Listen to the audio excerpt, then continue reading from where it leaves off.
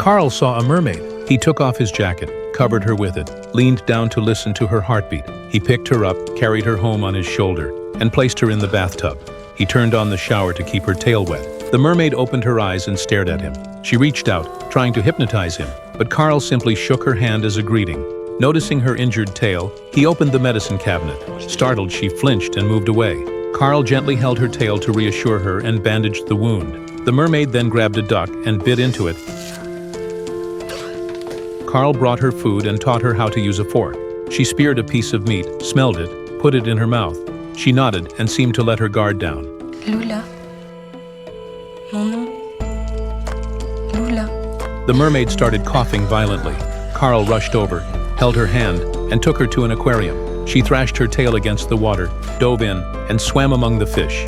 She reached out and beckoned to Carl. Carl took off his shoes and jumped into the water. Mermaids surrounded him. He began to gasp for air, clutching his chest. The mermaid swam to him, kissed him, and pushed him to the surface.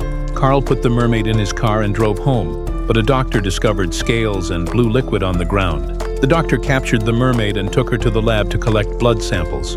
A pearl-like tear fell from her eye. When Carl got home and found her missing, he snuck into the lab, picked her up, and carried her out. He put her in the bathtub and drove to the beach. He picked her up and walked into the ocean. She regained her strength in the water. They shared a passionate kiss.